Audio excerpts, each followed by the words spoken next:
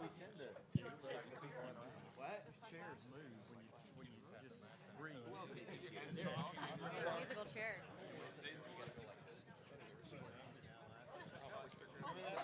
They move all the time.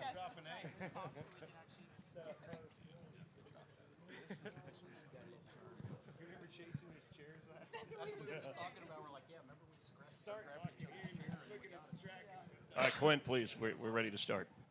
Ladies and gentlemen, thank you for being here. I'm Chris Myers, Fox beginning its 23rd season of covering NASCAR. We've enjoyed the partnership, the broadcast partnership through the years, going back to that first 2001 Daytona 500, which is, of course, a week from Sunday. The Super Bowl in between on Fox, by the way.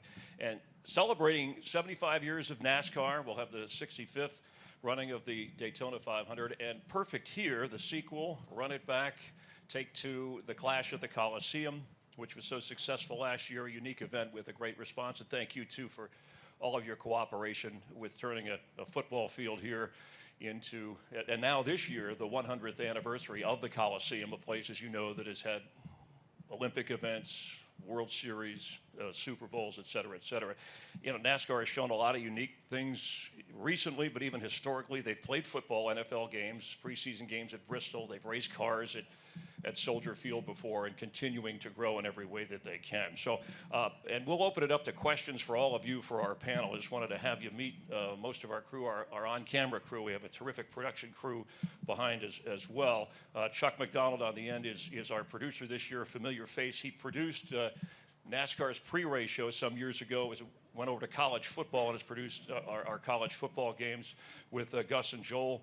Some outstanding work there, and he's coming back to be in the truck with our director, Artie Kempner. We have Jamie McMurray, Daytona 500 winner.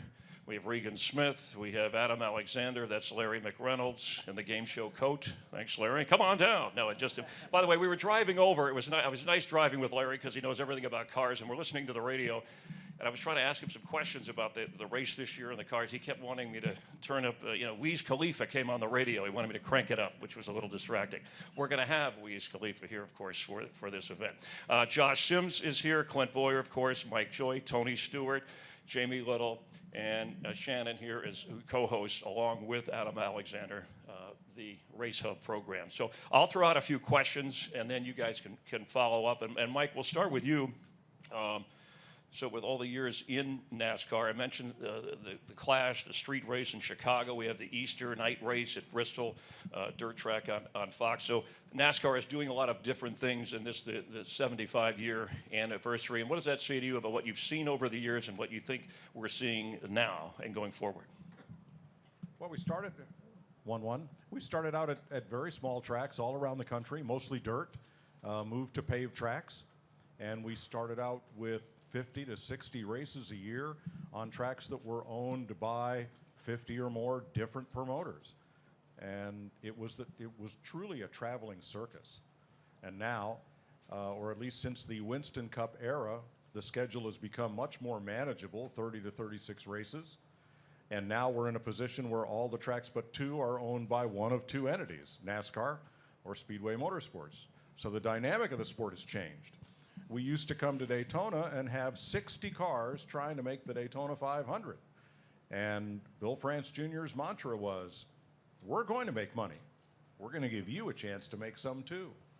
And that has evolved into what we now know as the charter system, where 36 teams are present every race, 36 drivers, and their sponsors know they'll be in every race.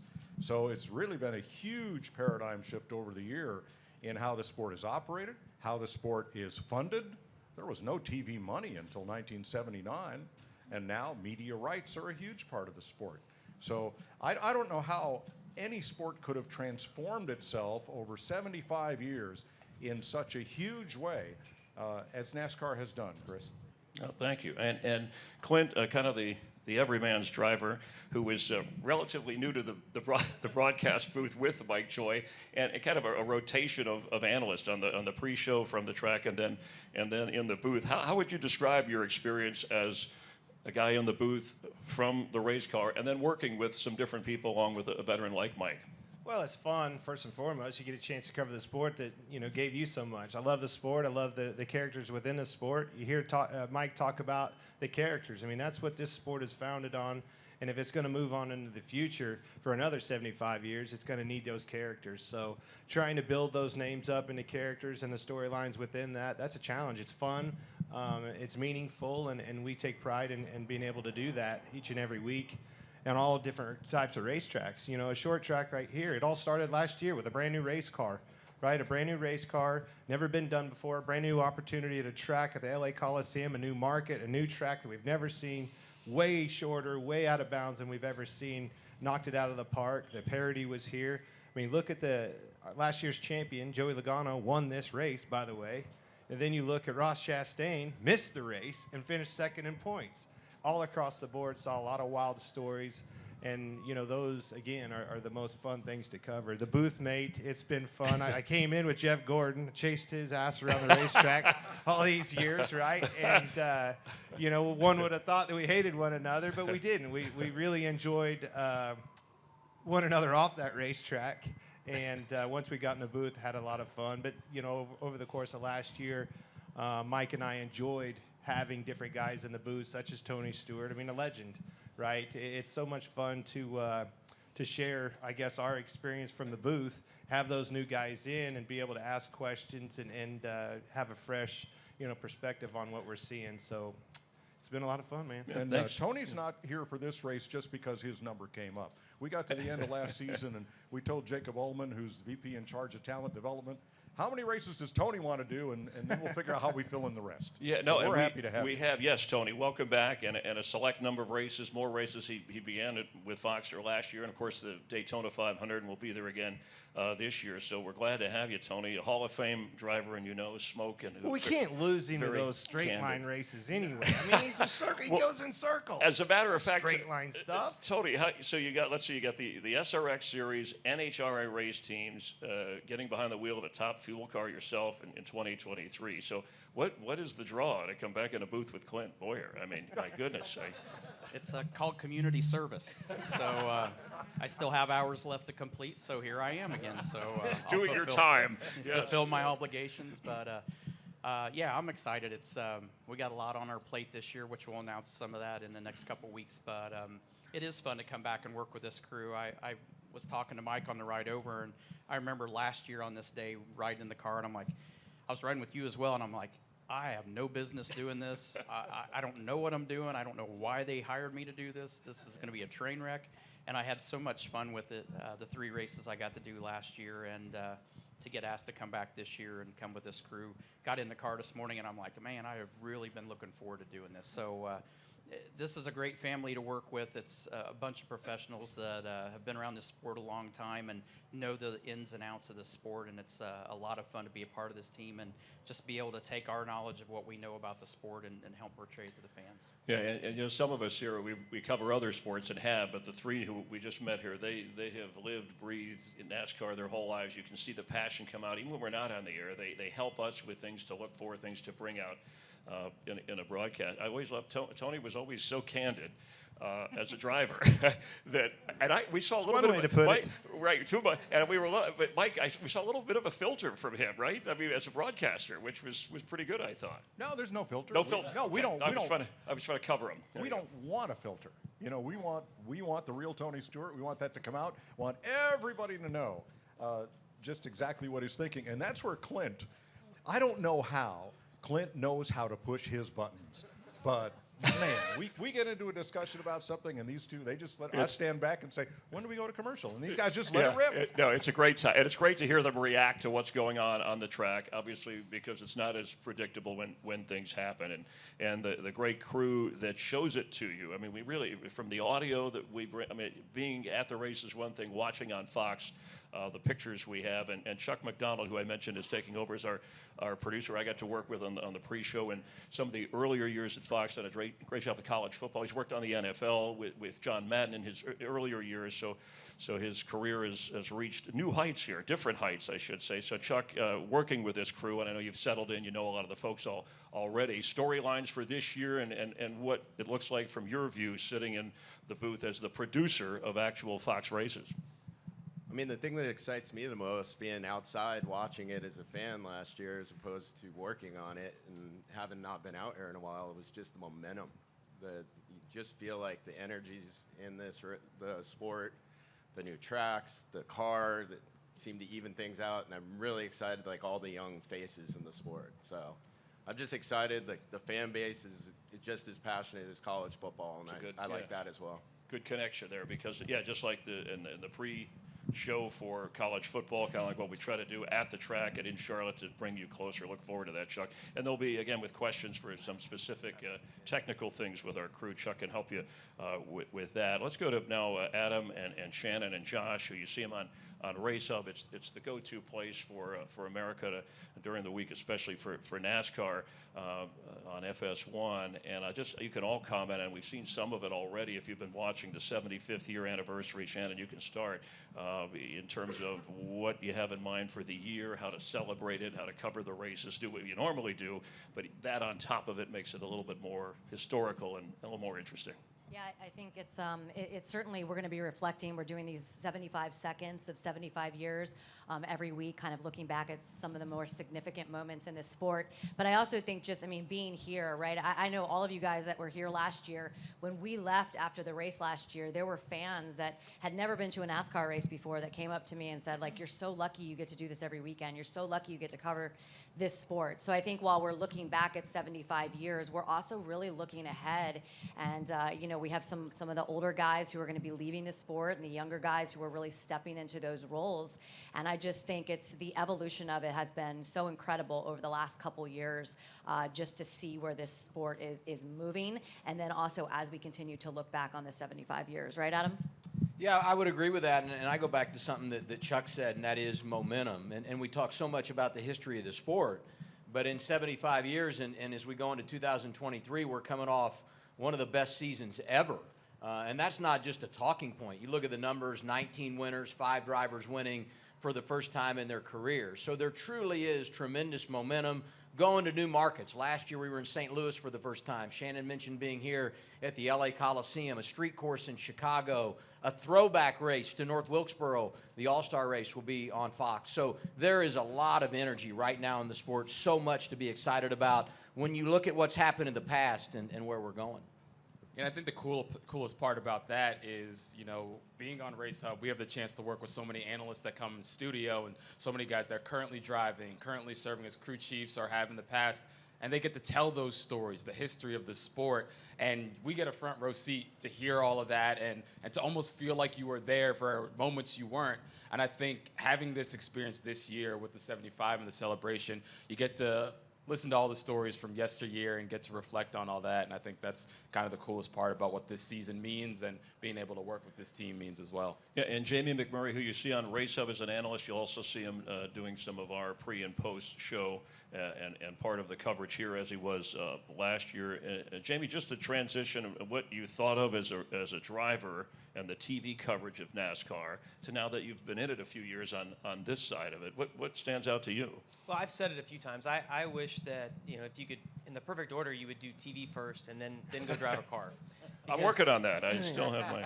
You have no chance. I'm sorry. Thank you you. have no chance. He's an expert. He's an analyst. Just because, from a driver's perspective, you don't really always know the angle that TV's coming from or what they need. And after you do this for a little while, you understand the different sides of this. And so, Regan, everyone, Clint, Tony, being a driver and then coming and doing TV, you see the other side of that. But TV's has been so much fun for me to be able to tell what you think drivers are thinking and the emotions that they have inside of the car, and just to see the other side of it. All right, and then to our pit reporters, Jamie Little, Regan Smith, and both of you comment on, we can get specific about this race, the Clash, how cool it was, right? The first time last year, and down there with the noise and the crowd and the atmosphere to do your job. This year, what kind of improvements or what can we expect, and maybe describe what it was like for people? Yeah, I would say, and I've told people since this race last year, that was the most fun I have had covering a NASCAR race ever. It was just, those of you who were here, it was just unlike anything we had ever done before. We were learning as we went, and those stat books that we run around with and carry and drop, and it was out the window. You had to start from scratch, and it started at this race and went throughout the season. And we saw a lot of firsts, but the thing about this race and the Clash, this has become an event. People want to be part of this event. And I think now that we've seen this car, and this is the second time they're running it here, I think we're going to see a better race. I think now that we don't have those supply chain issues to the extent that we did last year, these guys aren't worried about wrecking a car because they're not going to have it in 2 weeks for Daytona.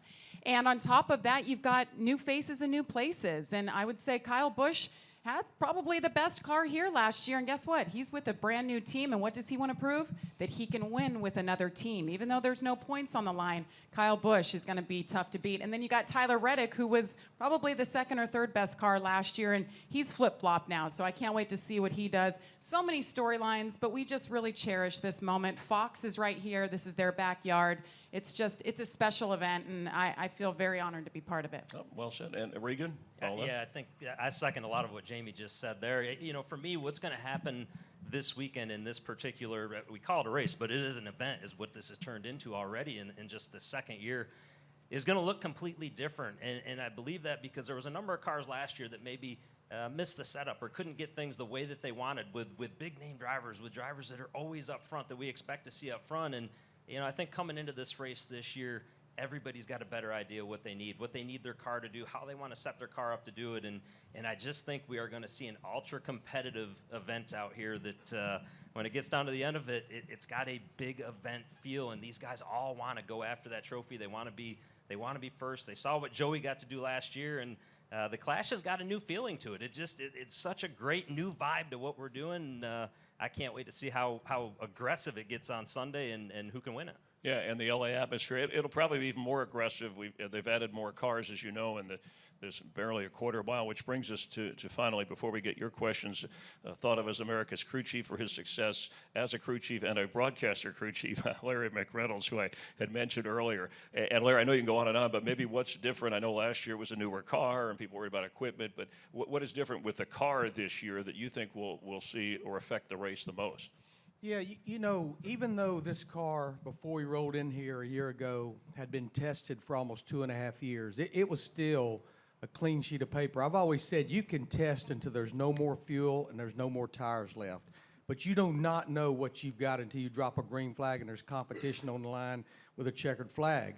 And the drivers, the crews, the crew chiefs, the engineers rolled in here with no notes in their notebook. And we saw some gremlins. We saw some mechanical woes. Some of the best race cars were sitting in the infield. Chase Briscoe, Tyler Reddick with broken transaxle brackets. NASCAR rectified that before he went to Daytona. Denny Hamlin was sitting over there with some power steering woes. That's continued to be worked on. But probably the most notable thing that's been changed, and I applaud NASCAR for what they've done here.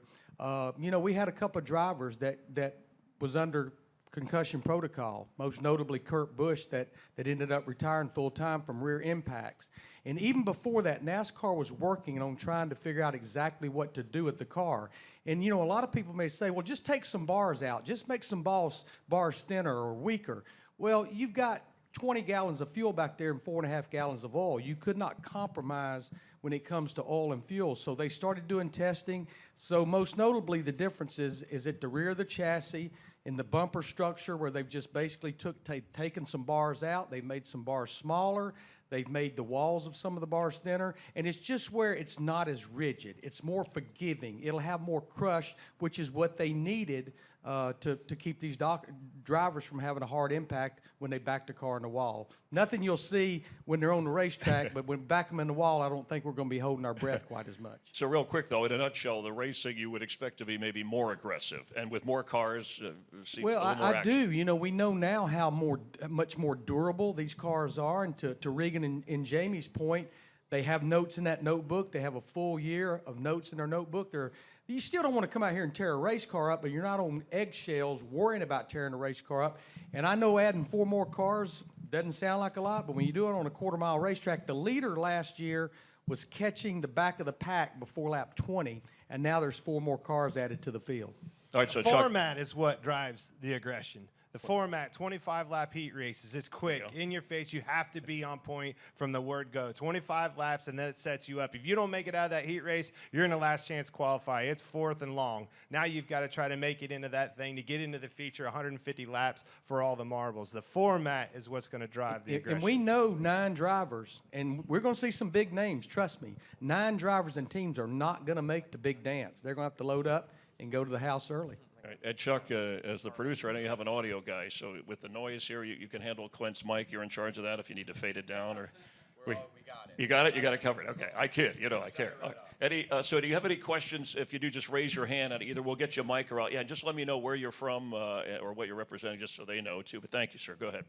Hi, Jeff Gluck from The Athletic. For Tony, I remember you sitting up here last year and you said, this is going to be about the show, the entertainment, and it doesn't matter if it's 2, 3 wide. If people leave here happy and feeling like they got entertained, that's what is going to make it a success. Does that change at all in the second edition of this race, or is this event, the nature of it, always going to be more about the entertainment than the racing itself? Well, this sport is all about entertainment in general. I mean, that's what it's always been about. But as time goes on, what it takes to entertain everybody keeps evolving and changing, and you have to find more ways than just putting on a race, and that's what NASCAR's done a really good job with this event of making it truly an event. So I feel like that just holds true again this year. I mean, it's about everything. It's about seeing the people's faces when they leave here. They had fun and they're smiling. The people that haven't been to a NASCAR race but they're here to hear the music, maybe they become new NASCAR fans, and that's what this is all about, is getting people in seats and entertaining people at the end of the day. So if they're smiling when they're leaving, this is a success at that point. It's the market, too.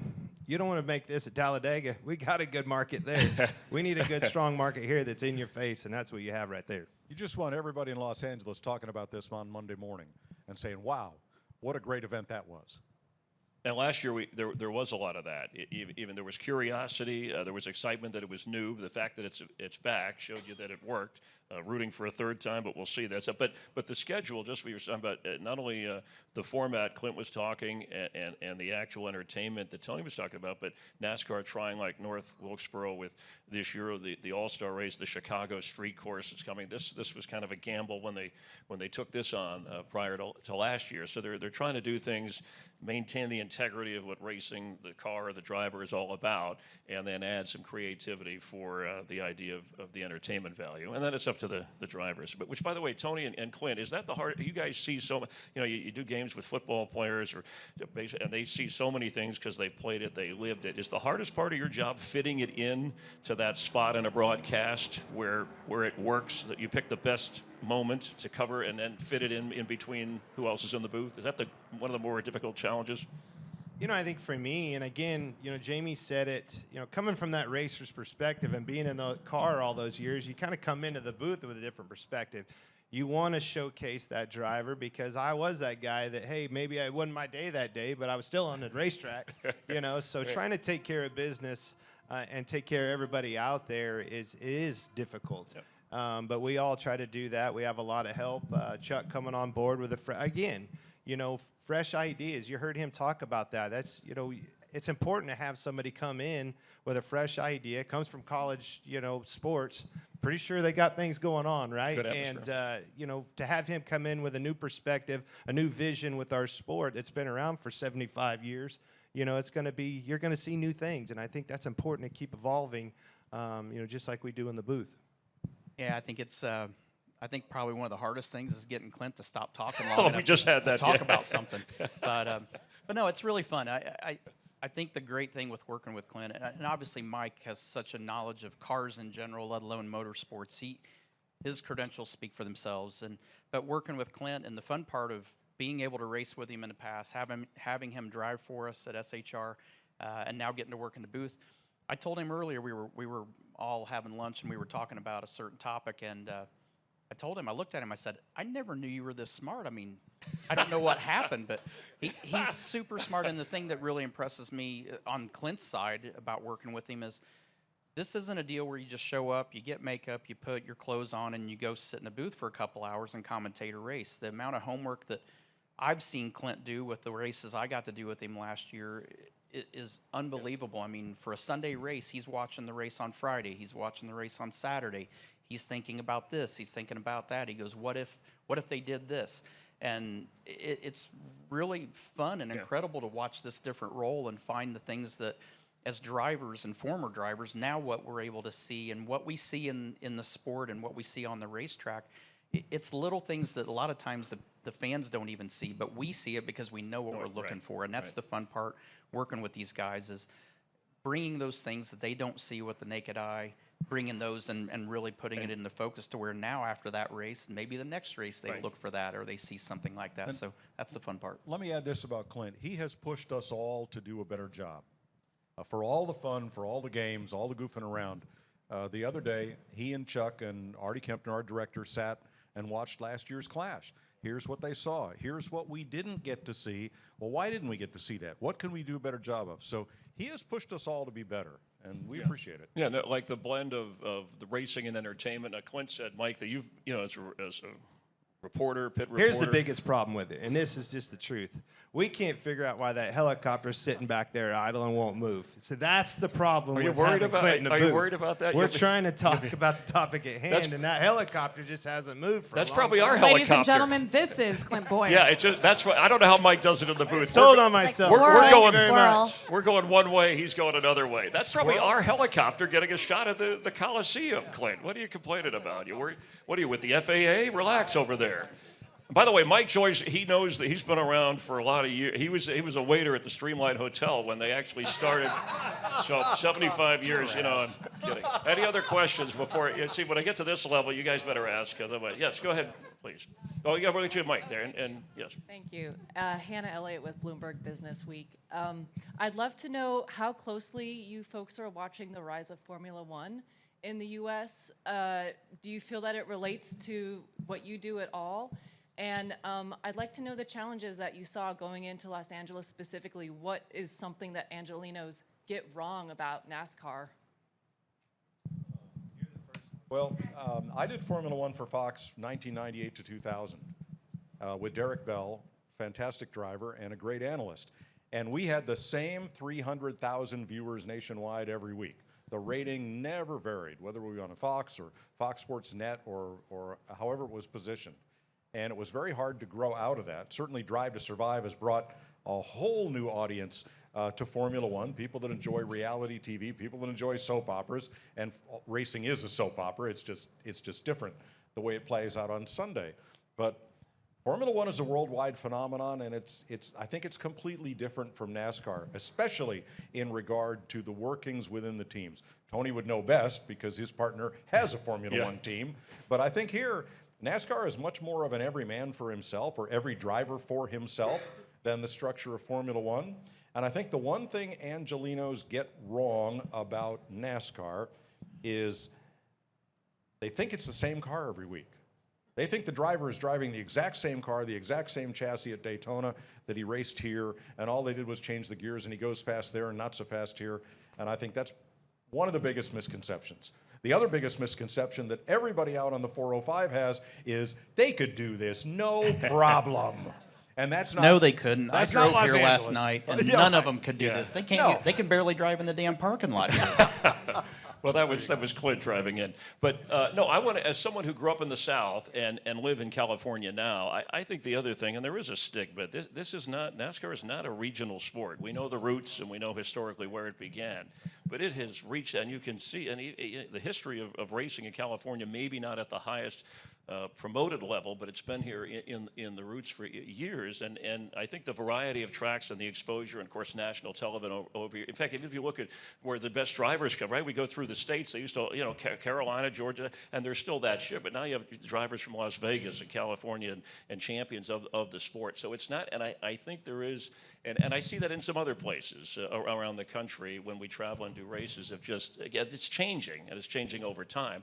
But it's not a clique group. It's open to we all relate to our cars now, whether it's Uber or renting a car or leasing a car or a plug-in car. We connect with that, and that's what this sport should be about, no matter where the roots are from, and relate to a driver, even if you don't connect with necessarily one of the manufacturers that you're watching. I sense that here. Well, and to add to that, I think sometimes we always hear, well, NASCAR doesn't look like me. I don't look like those people that are there. And I think if you take a hard look at NASCAR now, the face of it is very different. I mean, you see women, you see us in all different roles. You look around how many women are in the media corps. I mean, Josh Sims on board. We have Bubba. I mean, you have so many people. Look what Daniel Suarez has done. He won a huge race, a cup race in Sonoma here in California, and you see his legion of fans like, that's my guy, and this is my sport. And it wasn't like that 15 years ago. We had the Diversity Awards last night. I mean, NASCAR has come so far, and I think that is that preconceived notion that NASCAR isn't like me. But if you look now, it is, and that's why we're in a place like Los Angeles. That's the only thing. They didn't do anything wrong. Give us a try, and you'll like the product. Yeah. This is tailor made for you right here in this market. You have action like the sport's never had, a different format. We take a break and put on a concert, for crying out loud. I guarantee you I'll put my money up against this product versus anything F1 brings to the United States. Wow. On the All right. racetrack. That's a challenge. The racetrack, Yes, sir. We'll get you a microphone back there. Thank you. Yeah, absolutely. Richard Marcello, The Racing Show. Glad to I'm a native, born and raised here. Talking about Formula One, I just got the word that in Las Vegas in November, they're going to have a Formula One race, and the strip is going to be part of the track. Right. So I'm signed up for that. Well, I think we'd all like to be there. And Clint Bowyer, I got to talk to you when we're done. I got a photo I want to show you. You will love it, my friend. Welcome all, love you, and good racing. Hey, NASCAR is going to the streets of Chicago. Yeah. Bring it on. And That race is going to be better than any product that you'll see over there. And the variety of tracks that She's a whether Vegas girl, you can go to Sonoma, you can go to the NASCAR race in Las Vegas has the garage, which is each track has its own unique. Some are more historical, some are more current, but they provide something different, as Clint said. This is tailor made for LA, obviously, in the Coliseum, but there's a lot of different ways to catch a race. Yes, sir. Zach Sterniolo with NASCAR.com. For Mike, just the backdrop here. There's the Hollywood sign, the cityscape skyline.